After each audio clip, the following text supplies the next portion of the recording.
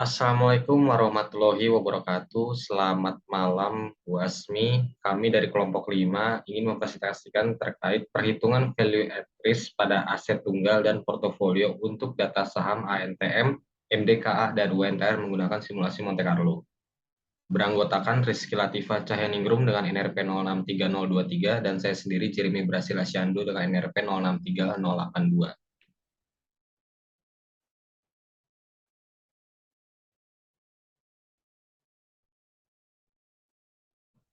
Nah, untuk table of content-nya terdiri dari abstrak, pendahuluan, metode penelitian, hasil dan pembahasan, kesimpulan, dan disertai daftar pustaka.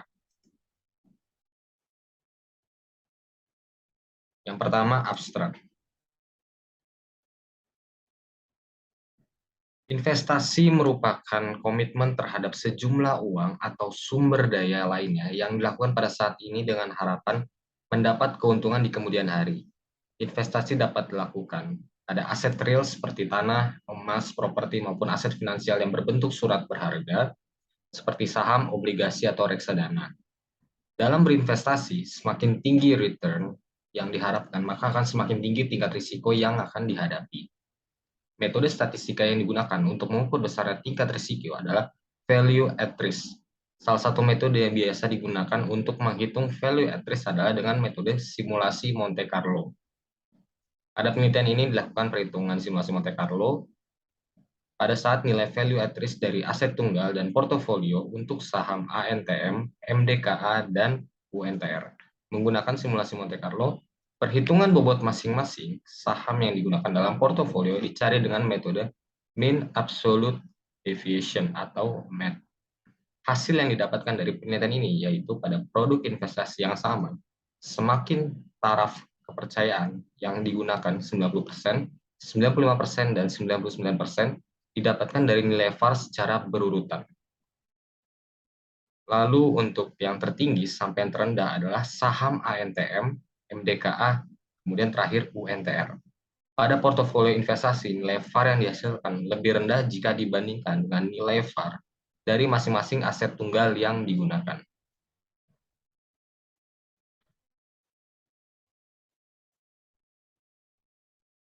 Kemudian ada pendahuluan.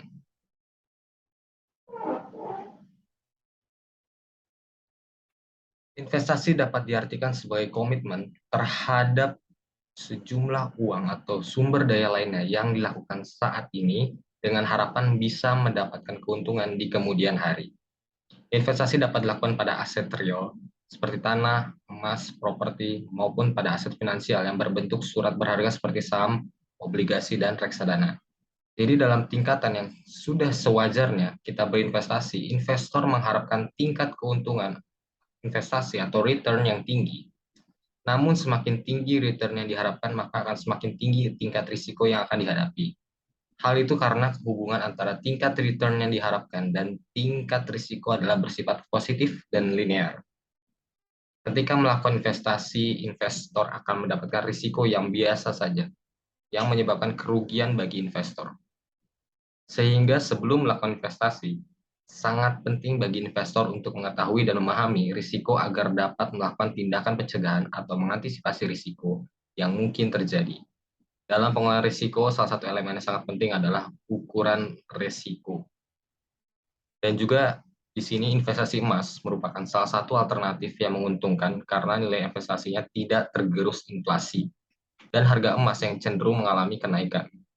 Selain itu, investasi pada logam mulia dianggap menjadi investasi yang paling aman karena nilainya yang stabil.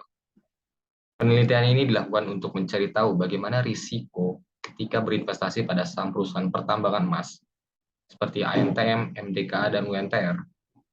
Pada penelitian ini nantinya akan didapatkan hasil perhitungan value at risk untuk aset tunggal maupun portofolio dari saham ANTM, MDKA, dan UNTR.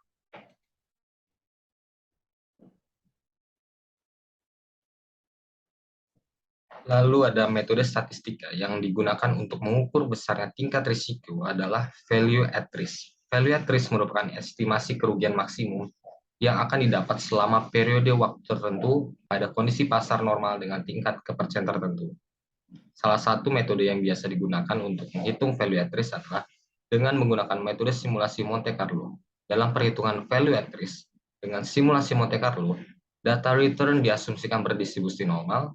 Metode simulasi Monte Carlo dalam mengestimasi nilai value at risk, baik pada aset tunggal maupun portofolio, melakukan simulasi dengan membangkitkan bilangan random berdasarkan karakteristik dari data yang akan dibangkitkan, yang kemudian digunakan untuk mengestimasi nilai value at risk-nya.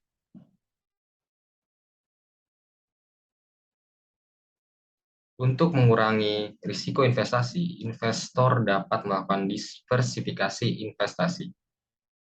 Diversifikasi investasi dapat dilakukan dengan menggunakan portofolio saham. Diversifikasi investasi akan memberikan manfaat yang optimum apabila return antar investasi dalam satu portofolio berkorelasi negatif. Harry M. Markowitz pada tahun 1952 menjelaskan telah membuktikan bahwa risiko berinvestasi dapat dikurangi dengan menggabungkan beberapa aset ke dalam sebuah portofolio. Kono Yamazaki melanjutkan pada tahun 1991 mengenalkan metode mean absolute deviation atau MED sebagai alternatif dari metode mean variance yang dikenal oleh Markowitz, di mana model MED menggunakan absolute deviation sebagai parameter resikonya.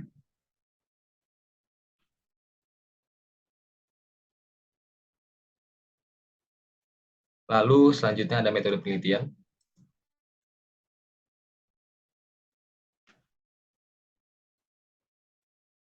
Baik. Pada metode penelitian, data yang digunakan dalam penelitian ini adalah data sekunder berupa harga penutupan atau closing price saham harian pada periode 2 Desember 2019 sampai dengan 30 November 2022 yang diperoleh dari website finance.yahoo.com. Variabel penelitian yang digunakan dalam penelitian ini adalah harga penutupan harian dari saham perusahaan pertambangan emas, yaitu saham PT Aneka Tambang Tbk (ANTM), PT Merdeka Copper Gold Tbk (MDKA), dan PT United Tractors Tbk (UNTR). Pada penelitian ini dilakukan perhitungan nilai value at risk dari aset tunggal dan portofolio untuk saham ANTM, MDKA, dan UNTR menggunakan simulasi Monte Carlo. Perhitungan bobot masing-masing saham dalam portofolio dicari dengan metode mean absolute deviation atau MED menggunakan software RStudio.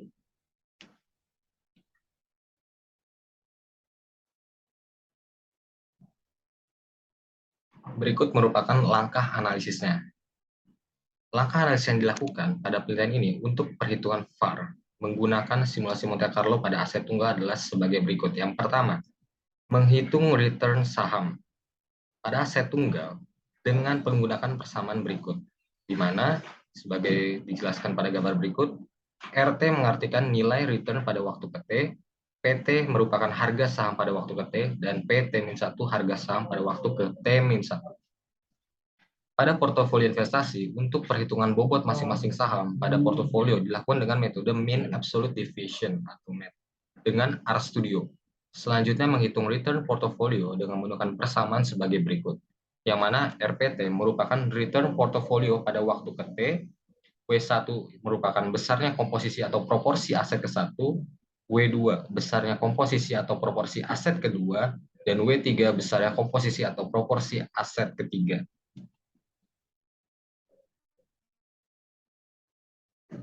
Lalu untuk langkah analisis kedua, menghitung nilai parameter atau expected return dan standar deviasi dari return, yang mana di mana return diasumsikan sebagai distribusi normal dengan mean dan varian. Lalu mensimulasi nilai return baru. Dan yang keempat, menghitung nilai parameter return yang baru dengan cara membangkitkan secara random return aset tunggal atau portofolio dengan parameter yang diperoleh dari langkah kedua sejumlah data penelitian pada 732 data sehingga terbentuk distribusi empiris dari return hasil simulasi. Lalu yang kelima, menghitung nilai value at risk pada tingkat kepercayaan 1 min alpha sebagai persamaan berikut. Dan yang keenam, melakukan proses iterasi sebanyak 1000 kali pada nilai VAR yang didapatkan pada langkah yang kelima. Lalu yang ketujuh, menghitung rata-rata nilai VAR dari proses iterasi pada langkah keenam.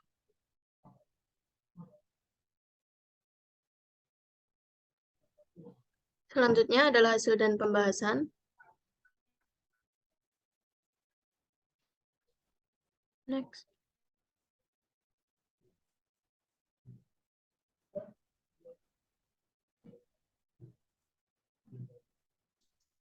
Yang pertama ada hasil dan pembahasan untuk perhitungan value at risk pada aset tunggal. Pada perhitungan value at risk untuk aset tunggal, data harga saham penutupan untuk masing-masing saham perusahaan yang digunakan, dihitung nilai return-nya terlebih dahulu dengan menggunakan Microsoft Excel dan rumus persamaan seperti pada bagian langkah dan analisis yang sudah dijelaskan sebelumnya, didapatkan nilai return masing-masing saham perusahaan seperti yang terdapat pada tabel. Next.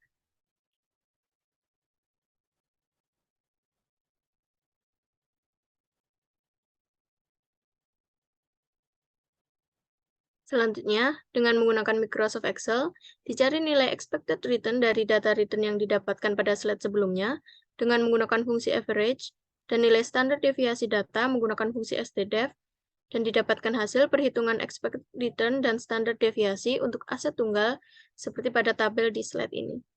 Next.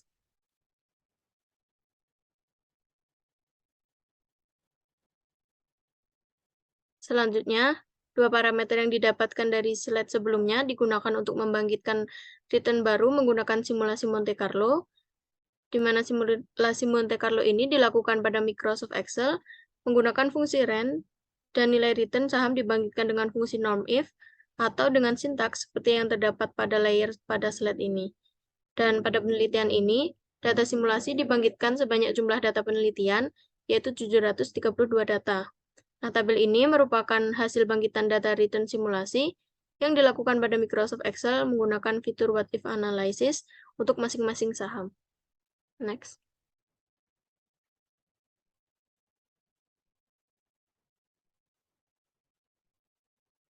Selanjutnya, dihitung nilai parameter baru yang diperoleh dari nilai return baru pada simulasi Monte Carlo, dan didapatkan hasil seperti yang terdapat pada tabel di slide ini. Next.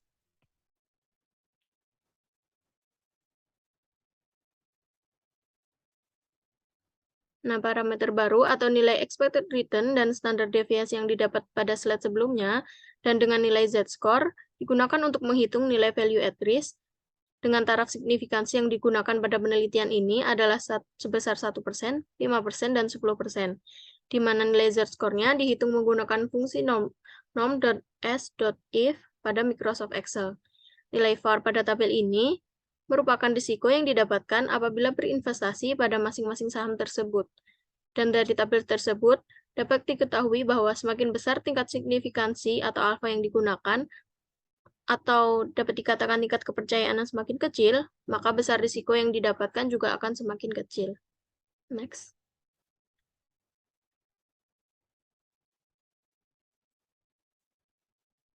Pada Microsoft Excel, nilai simulasi return yang dihasilkan itu akan terus berubah, sehingga nilai value at risk yang didapatkan untuk tabel pada slide sebelumnya juga akan terus berubah.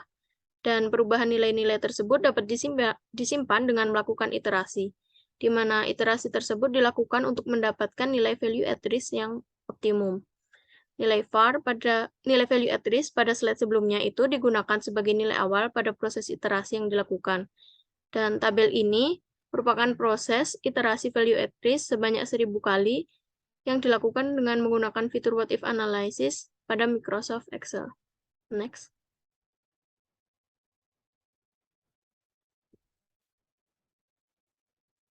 Nilai value at risk yang akan digunakan pada penelitian ini adalah rata-rata nilai value at risk dari hasil iterasi. Tabel ini merupakan hasil perhitungan nilai value at risk untuk masing-masing saham yang digunakan dan nilai value at risk untuk investasi sebesar 100 juta dari rata-rata nilai value at risk hasil iterasi. Dari tabel ini dapat diketahui bahwa jika dana investasi awal sebesar 100 juta, maka pada tingkat kepercayaan 99% dengan iterasi sebanyak 1000 kali, risiko kerugian maksimum yang akan diterima investor pada periode selanjutnya atau 1 hari setelah tanggal 30 November 2022 untuk saham ANTM adalah sebesar Rp8.730.873, untuk saham MDKA sebesar Rp7.034.284, dan saham UNTR sebesar Rp6.183.601. Begitu pula pada tingkat kepercayaan 95% dan 90% nilainya seperti yang terdapat pada tabel berikut ini. Next.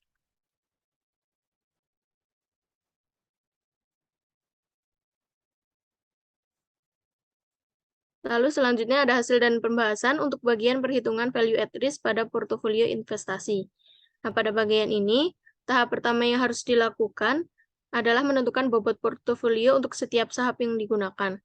Dan pada penelitian ini, perhitungan bobot portofolio dilakukan menggunakan model Mean Absolute Deviation atau MAD pada software RStudio menggunakan package Portfolio Optimization dan Performance Analytics. Dan didapatkan hasil yaitu bobot portofolio untuk saham ANTM sebesar 0,059, saham MDKA sebesar 0,35, dan UNTR sebesar 0,58. Selanjutnya dilakukan perhitungan untuk mencari nilai return portofolio investasi dengan menggunakan bobot portofolio yang telah diperoleh, dan didapatkan hasil seperti pada tabel bagian bawah. Next.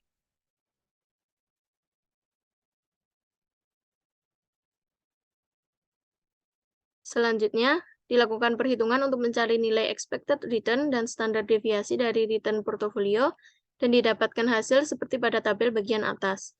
Lalu, dilakukan simulasi Monte Carlo menggunakan dua parameter yang didapatkan di atas untuk mendapatkan nilai return baru atau return acak portofolio, di mana data simulasi dibangkitkan sebanyak jumlah data penelitian atau 732 data dan didapatkan hasil seperti pada tabel bagian bawah ini. Next.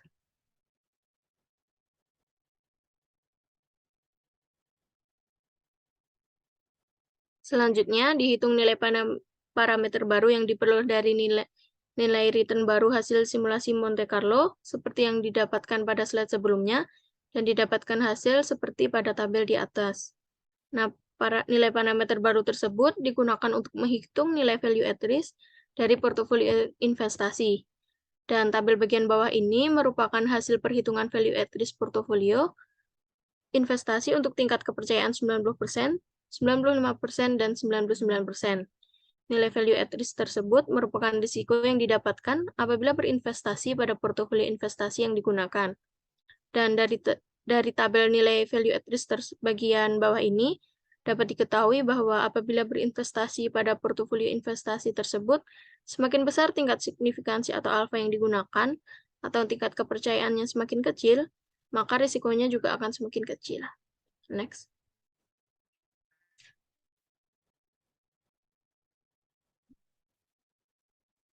Nilai value at risk pada slide sebelumnya digunakan sebagai nilai awal pada proses iterasi untuk mendapatkan nilai value at risk yang optimum. Dan dengan menggunakan fitur what if analysis pada Microsoft Excel, didapatkan hasil perhitungan value at risk untuk 1000 kali iterasi seperti pada tabel di layar. Next.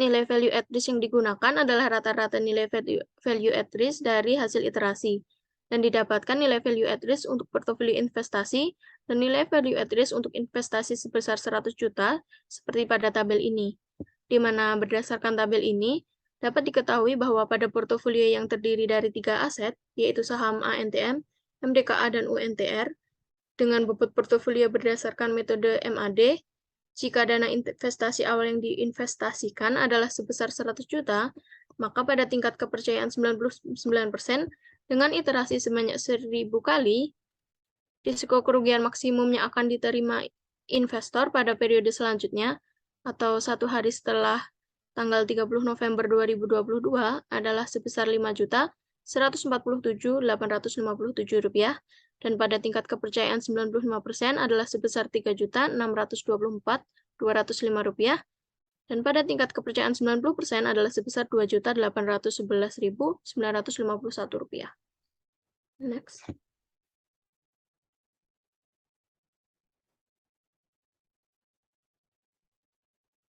Selanjutnya adalah kesimpulan.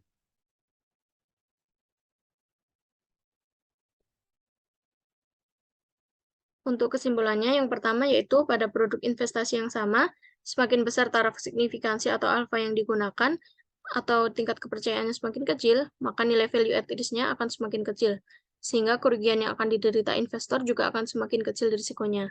Yang kedua, pada perhitungan value at risk untuk aset tunggal, saham ANTM memiliki nilai value at risk yang tertinggi untuk semua tingkat kepercayaan yang digunakan, yaitu 99%, 95%, dan 90%, secara berurutan negatif 8,73%, negatif 6,09%, dan negatif 4,68%. Saham MDKA memiliki nilai value at risk di antara saham ANTM dan UNTR, yaitu untuk setiap tingkat kepercayaan yang digunakan, atau 99%, 95%, dan 90%, secara berurutan adalah sebesar negatif 7,03%, negatif 4,89%, dan negatif 3,75%. Sedangkan untuk saham UNTR memiliki nilai value at risk yang terendah untuk semua tingkat kepercayaan yang digunakan, yaitu 99%, 95%, dan 90% secara berurutan adalah negatif 6,18%, negatif 4,37%, dan negatif 3,40%.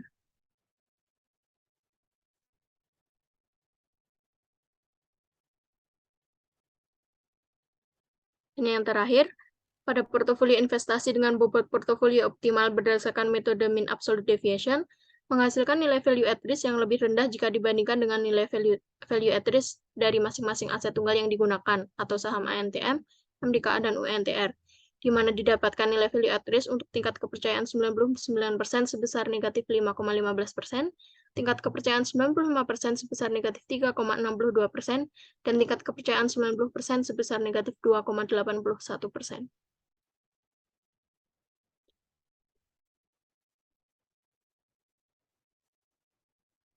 Dan berikut merupakan daftar pustaka yang kami gunakan pada penelitian ini.